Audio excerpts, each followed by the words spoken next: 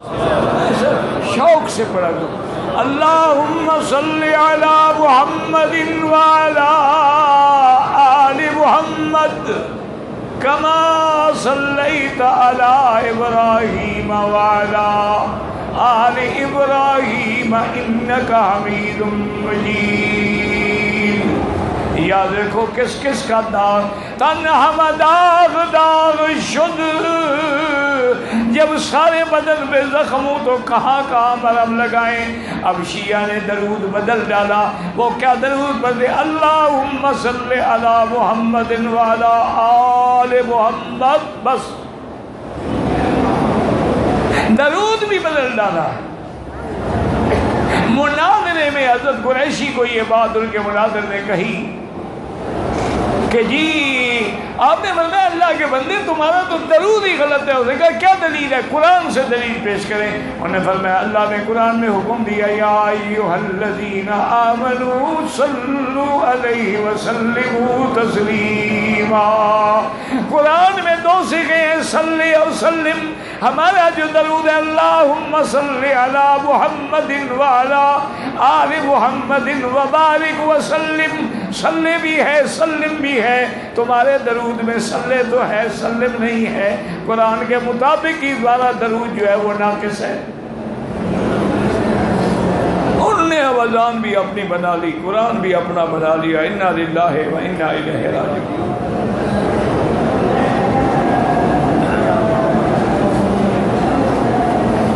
کہتے جی کہ ہمارے علماء کرام کی توہین دیکھ کر بعض علماء جو ہے احانت العلماء کفر کے تحت بیوی کے طلاق ہونے کا مسئلہ بتا تو وہ بتائیں گے. مجھے تو پتہ نہیں ہے کہ پہلے احانت کی حد تو معین کرو نا کہ کون سا لفظ احانت ہے کون سا نہیں ہے.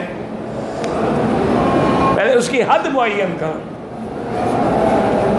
پھر احانت تم کرو طلاق بیوی کو ہو جائے. واہ بھائی واہ.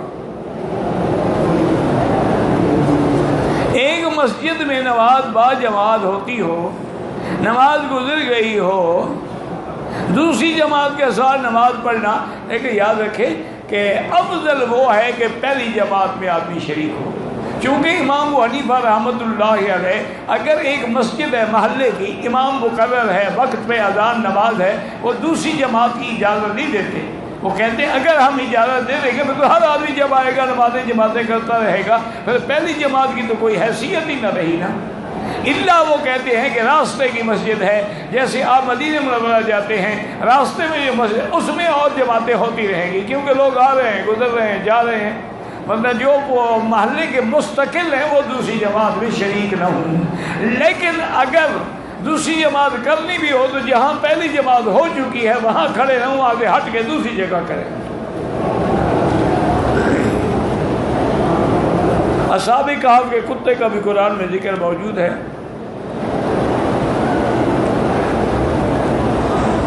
یہ تمہارے پاس جو کتا ہے نا یہ جنت میں نہیں جائے گا. یہ وہ اسی کتے سے دلیل پکڑتے ہیں, یہ بھی کتے ہاتھ میں لے کے چومتے ہیں نا بیچارے, کہ اصحاب کہف کا جو کتا تھا.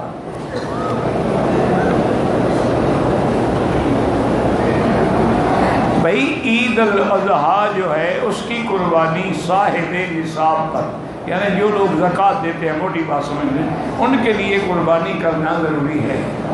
اب جو لوگ حج پہ آئے ہوئے ہیں جن کا تمتع ہے یا قران ہے یہ حج کی بکری دیں گے. اس کا قربانی کی بکری سے کوئی تعلق نہیں. قربانی کی بکری الگ ہے, یہ تو حج کی بکری ہے, یہ تو تمتع ہے, یہ دم شکر ہے, دم تمتع ہے, دم قران ہے. وہ لیکن ایک بات ہے کہ یا تو وہ قربانی جو ہے اپنے ملک میں کر دیں, یا اگر خدا نہ کرے نہ بھی ہوئی تو حاجی مسافر ہونے کی وجہ سے اس سے بچ جائے گا. لیکن یہ حج کی بکری معاف نہیں ہو.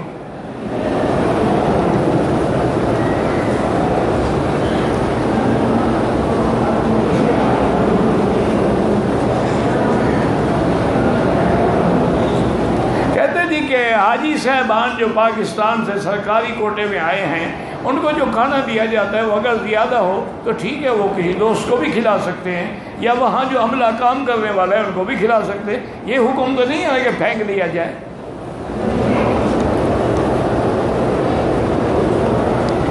یہ کہتے جی کہ قربانی دینا کیسا ضروری ہے؟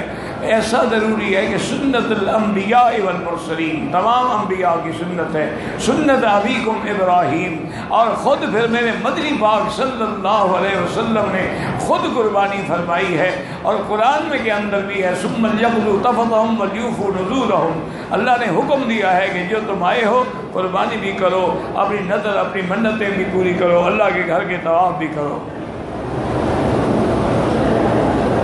کہتے ہیں جی کہ مسلمان سنت کیوں کر نماز کے بعد، بالکل اللہ کا حکم ہے کہ ادعونی استجب لکم، مجھ سے دعا مانگو، جب قرآن میں حکم موجود ہے تو وہ بدعت کیسے ہو جائے گا؟ اور اسی طرح یہ بھی ہے کہ دبر الصلوات المکتوبہ، فرض نمازوں کے بعد جو دعا مانگی جائے وہ قبول ہوتی ہے۔ اسی طرح حضور صلی اللہ علیہ وسلم نے فرمایا کہ ید اللہ علی الجماع، اللہ کا ہاتھ جماعت پہ ہوتا ہے، اور جب آدمی ہاتھ اٹھاتا ہے اللہ فرماتے ہیں مجھے حیا آتی ہے ان یردہما صفرا، کہ میں اس کو خالی لوٹا دوں۔ تو ساری حدیثوں کو سامنے رکھ کے جھگڑا نہ کیا کریں، کبھی کبھی دعا تو ہر آدمی مانگے گا، کبھی ہاتھ اٹھا لیے کبھی نہ اٹھائے۔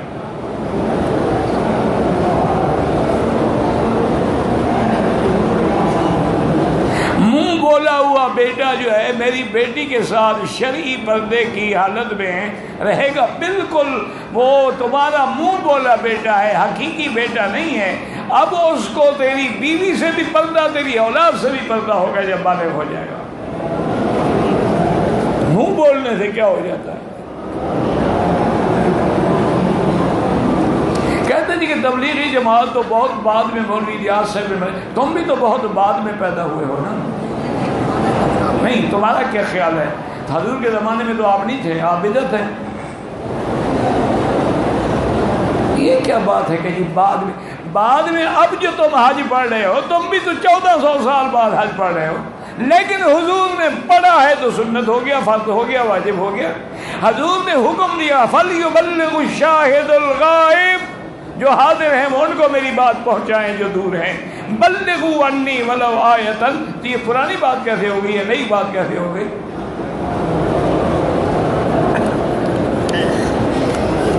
پتہ نہیں کیا ہو گیا لوگوں کو، نہ ان کو گانے پہ اعتراض ہے، نہ ان کو عورتوں کے ننگے ناچنے پہ اعتراض ہے، نہ ان کو لڑکیوں کے فٹ بال کھیلنے پہ اعتراض ہے، نہ ان کو نوجوان لڑکیوں کی کبڈی کی ٹیم بنا کے دشمن کے ملک میں، کافروں کے ملک میں کھیلنے کے لیے بھیجنے پہ اعتراض، تبلیغ پہ اعتراض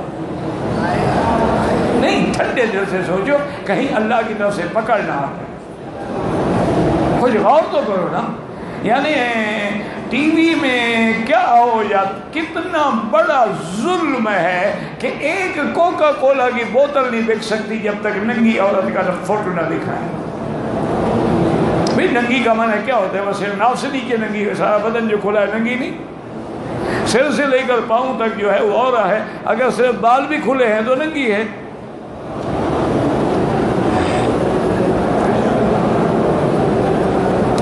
کہتے جی کہ اللہ پاک ہر سال عمرے پہ لے آئیں، گھر کے لیے رقم جمع کرتی ہوں تو لوگ کہتے ہیں اتنا پیسہ حج عمرے میں خرچ کرتی ہے، ایک گھر ہو جاتا، گھر شہر جو آپ کے مقدر میں اللہ نے اگر حج لکھا ہے تو لوگوں کے کہنے سے آپ رک سکتی ہیں۔ جس نے ایک دفعہ لبیک کہا آئے گا، 2 دفعہ کہا 2 دفعہ آئے گا۔ آپ یہ بھی کرتی رہیں، اللہ سے دعا مانگیں، اللہ قادر ہیں تمہیں اپنا گھر بھی دے دیں گے۔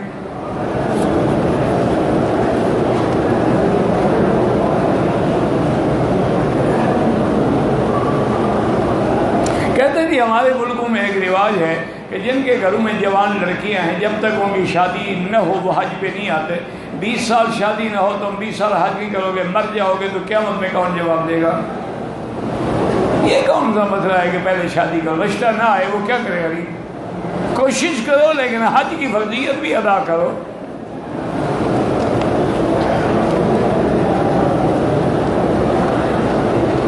میں آپ سے ملنا ہے، میں عشاء کے بعد جو ہے نا جی اسی گیٹ نمبر 74 سے نیچے پڑھتا ہوں، پہلی یعنی گراؤنڈ فلور پہ۔ ابھی انشاءاللہ 10 کے بعد میں چلا جاؤں گا تو وہاں آ کر آپ مجھ سے مل سکتے ہیں۔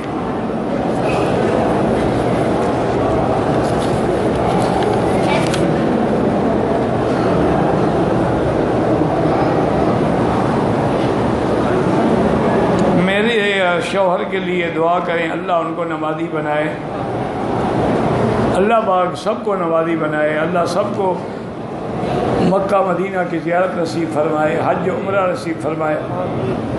زمزم کا پانی بھی بیٹھ کے پینا سنت ہے، کھڑے ہو کے پیو تو گناہ نہیں ہوگا، یہ معنی نہیں کہ ہر وقت زمزم کے لیے کھڑے ہو جاؤ۔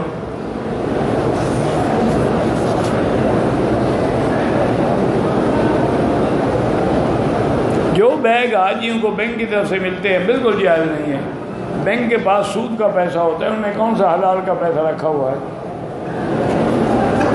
اور اسی لیے رکھا ہے کہ تجھے دیں گے وہ۔ مدرسہ سولتی ہمیں قربانی ہمیں بالکل ہوتا ہے، احرام کی حالت میں تیل سرما کنگھی بالکل جی میک اپ شکار کرو باقاعدہ بھائی، دیکھا نا 3-4 دن اگر بیچاری سرما کنگھی make up shake up lipstick وغیرہ فیشل وغیرہ نہ کرائے تو پھر کیا بنے گا؟ انا للہ و انا الیہ، بالکل نہ جائے۔ شاسن حضور میں حدیث میں آتا ہے، اللہ فرماتے ہیں دیکھو میرے فرشتے، یہ میرے حاجی جاؤنی شاسن غبرا، ان کے بال کھلے ہیں، مٹی پڑی ہے، کیا مانگنے آئے ہیں؟ تو فرشتے کہیں گے یا اللہ تیری بخشش مانگنے، میں گواہ ہو جاؤ میں نے بخش دیا ہے۔ تو تم اپنے آپ کو الٹا یعنی ایسی حالت میں پیش کرو، نہ کہ میک اپ شکار کر کے پیش کرو۔ ہمارے تو حال بڑا برا ہو گیا، دعا کرو اللہ ہدایت۔ عورتوں کے یہ 3 دن فیشن کے بغیر نہیں گزرتے، اور میرے نوجوان بھائیوں اور بیٹوں کے جب تک داڑھی نہ منڈائیں حج نہیں ہوتا، وہ بھی احرام باندھنے سے پہلے داڑھی منڈائیں۔ انا للہ و انا الیہ راجعون۔ میری ایک درخواست ہے، اللہ تمہیں سنت کے مطابق داڑھی رکھنے کی توفیق ہے، اگر توفیق کا ارادہ نہیں ہے تمہارا، کم سے کم مکہ مدینے کے دن جو ہیں اس میں داڑھی نہ مڈاؤ۔ یہ بڑا مسئلہ ہوگا کہ قیامت میں اگر مدینے کی مٹی اور مکے کی مٹی گواہی دے گی کہ اس نے آپ کی سنت کے بال یہاں ڈالے تھے۔ باقی تمہاری مرضی ہے جی، آج کل تو آدمی بیوی کو راضی کرتا ہے، نبی کو راضی کرنا تو ضروری نہیں ہے نا۔ نماز کے بعد اعلان تک جنازے کا اطفال کا، بھائی اطفال مانے لڑکے لڑکی کو جی اللہ مغفر حینا میتنا شاہدنا غائبنا صغیرنا کبیر سب آ گئے، اس میں کیا ہے؟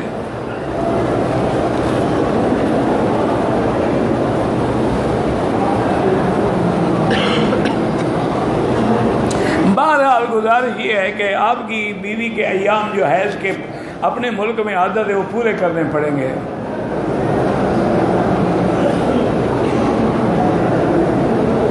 بہرحال اگر وہ دن پورے کر کے غسل کیا ہے اس کا عمرہ ٹھیک ہے، لیکن وہ دن پورے نہیں کیے، ویسے خون کو بند دیکھا تو سمجھا کہ بند ہو گیا اور غسل کر لیا تو دم ادا کرے، اس نے ناپاکی میں عمرہ طواف کیا۔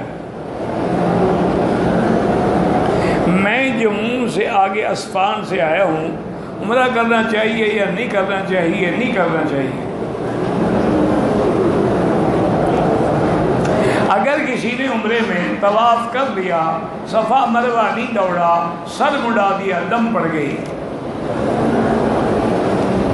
اگر ہم عزیزیہ میں جہاں ہماری رہائش ہے وہاں نماز ادا کریں، بالکل لاکھ تو ملے گا، اس میں کوئی شک نہیں، لیکن کعبے کی نماز کا کیا مقابلہ ہے؟